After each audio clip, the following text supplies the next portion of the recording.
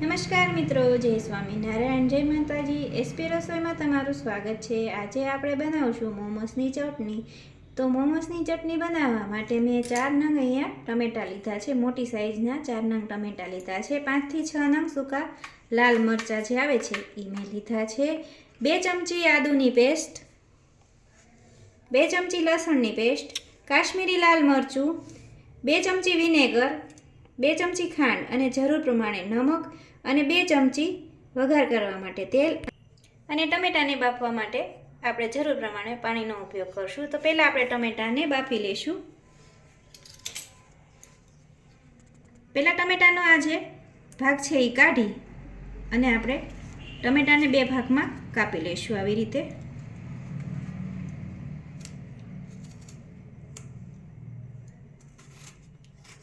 તો આપણે બધા જ ટમેટાને આવી રીતે 2 ભાગ. હવે આપણે ટમેટાને અને મરચાંને બાફવા માટે એક કડાઈમાં 2 ગ્લાસ પાણી મૂકી દઈશું. તો આપણે કડાઈમાં 2 ગ્લાસ પાણી મૂકી દઈશું.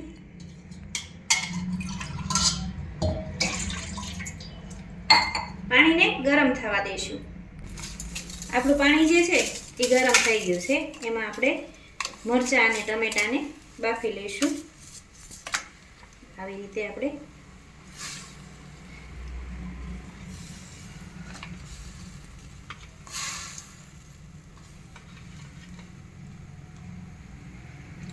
પાણીમાં 5 મિનિટ બાફી લઈશું. તો જો આપણા ટમેટાને 5 થી 6 મિનિટ જેવું થઈ ગયું છે. આપણે ટમેટા કેટલા બાફવાના છે? આવી રીતે આપણે છાલ ઉખડી જાય, જો સહેલાથી છાલ ઉખડી જતી હોય એટલે આપણે ટમેટા બાફવાના છે. તો આપણે ટમેટા બફાઈ ગયા છે. આપણે એને એક ડીશમાં લઈ લઈશું.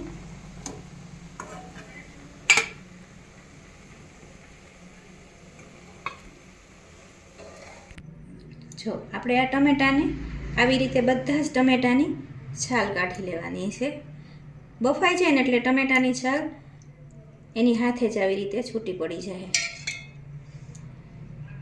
અને મરચાં પણ છે ને એ આપણે સરસ બફાઈ જશે. તો આને આપણે મિક્સર જારમાં ક્રશ કરી લઈશું.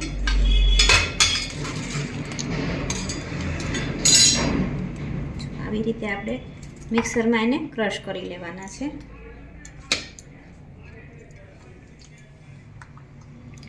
તો આપણે મિક્સરમાં ક્રશ કરી લઈશું. તો જો આવી રીતે એકદમ ટમેટાને અને મરચાંને ક્રશ કરી અને આનો આપણે વઘાર કરવાનો છે. તો વઘાર કરવા માટે આપણે 2 ચમચી તેલ મૂકવાનું છે.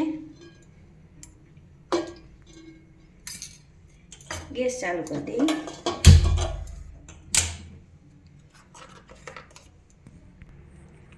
તેલ ગરમ થાય એટલે આપણે એમાં લસણની પેસ્ટ નાખી દઈશું. 1 ચમચી આપણે આદુની પેસ્ટ નાખી દઈશું. ને આપણે બરાબર મિક્સ કરી લઈશું.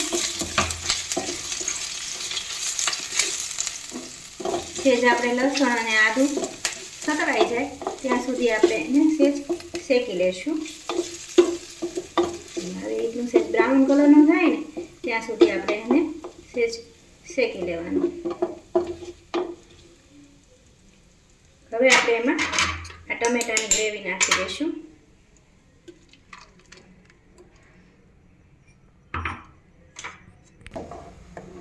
આવી રીતે આપણે બધું મિક્સ કરી અને એમાં બીજા મસાલા કરી લઈશું. ગેસ આપણે ધીમો રાખી અને ચડવા દઈશું. 1/2 ચમચી આપણે મીઠું નાખી દઈશું. 2 ચમચી આપણે ખાંડ નાખી દઈશું. અને કાશ્મીરી લાલ મરચું છે એટલે કલરફુલ આવશે. તો આપણે 1 ચમચી કાશ્મીરી લાલ મરચું નાખી દઈશું. અને વિનેગર જે છે એ આપણે પછી છેલ્લેથી ઉમેરશું.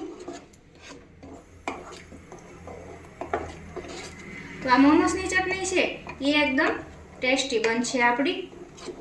તો આપણે આને 5 મિનિટ ઉકળવા દઈશું. તો જો મિત્રો તમને મારી આ મોમોસની ચટણી બનાવવાની રેસીપી પસંદ આવે તો એસપી રસોઈને સબસ્ક્રાઇબ કરી બેલ આઇકન દબાવવાનું ભૂલતા નહીં, જેથી કરી તમને મારી અવનવી રસોઈ જોવા મળે. તો આપણે આને 5 મિનિટ ઢાંકી અને ઉકળવા દઈશું. તો આપણે 5 મિનિટ થઈ ગઈ છે અને આપણે મોમોસની ચટણી જે છે એ એકદમ બની અને રેડી છે. હવે આપણે ગેસ બંધ કરી અને આપણે 1 ચમચી વિનેગર નાખી દઈશું. આપણે 1 ચમચી વિનેગર નાખી દઈશું. આ આપણે વિનેગર નાખવાથી આપણી જે આ મોમોસની ચટણી છે એ લાંબો સમય સુધી આપણે એને સ્ટોક કરી શકવી છીએ. તો આપણે એને સર્વ કરી દઈએ. તો તૈયાર છે આપણી મોમોસની ચટણી, જેને તમે ફ્રીજમાં રાખી અને લાંબો સમય સુધી આને તમે રાખી શકો છો. તો મોમોસની ચટણી તૈયાર છે.